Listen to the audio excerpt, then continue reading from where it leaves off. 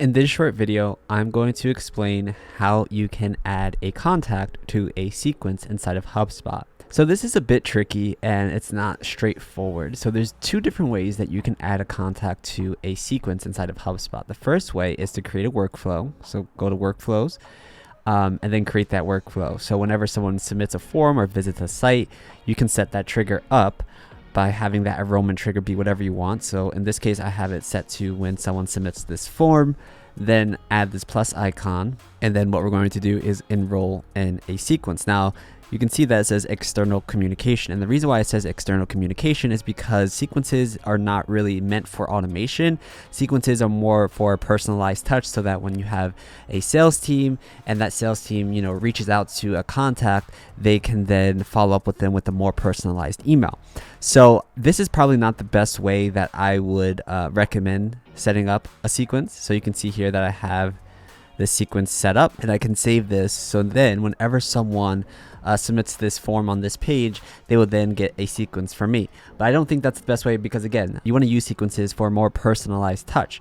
So what I recommend people do for when you want to use sequences is go into your contacts and then locate the contact that you want to send that personalized email to. So let's say that it's this contact. We would click on that particular person's contact, and this is just my test account, so this is not a real contact. But what you're going to do is click on email. And then from there, what you're going to do is when you're clicking on email for the first time, it's going to ask you to connect your email account. So in this case, I have my Gmail account connected, but you can connect literally any email account that you want. And then once you have that set up, you can either set up an email here, or you can use your sequence template. So in this case, I would select this test sequence that I have set up.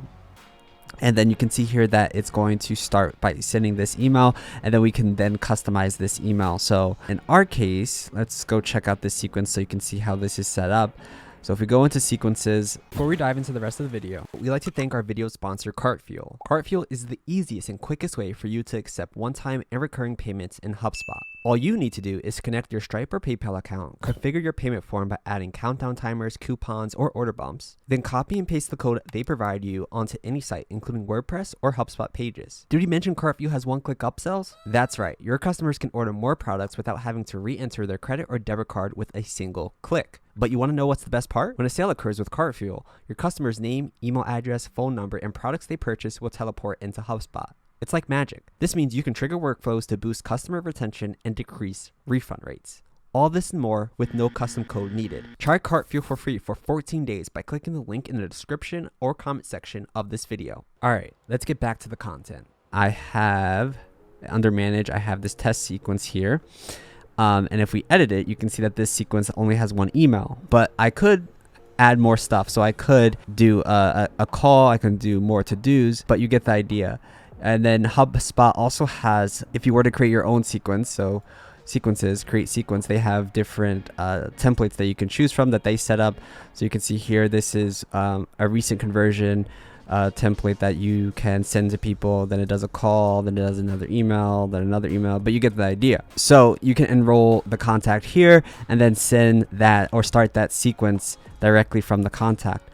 Alternatively, you can also go to your sequences and then go to manage and then click on that sequence and then click on enroll contacts. And then from here, you can actually select the contact from the drop down list. I think this is a bit like, if you have a lot of contacts, it's probably better to just go to your contacts and then search for the contact that you want to look for rather than like searching or scrolling down.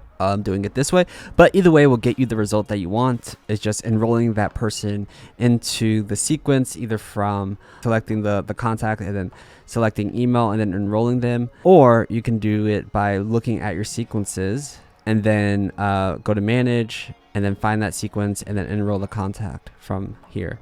Oh, they do have a search here as well, but I feel like this is not as nice of a search. So anyway, You get the idea. That's how you enroll contacts into a sequence. It's pretty simple. If you want to know the difference between a workflow and a sequence, we have another video talking about that. So go check that video out. We'll put a link down below so you can check that video out, because there are some differences between a sequence and a workflow. And it's best if you know when you should use a sequence and when you should use a workflow. But again, a sequence is more for a personalized touch. Workflows are more for automated, but you can check that video for a deeper explanation. So that's how you enroll contacts into a sequence. If you like this video, leave a comment down below and give us a big thumbs up. Subscribe to the channel if you want more content like this, and we'll see you in the next video.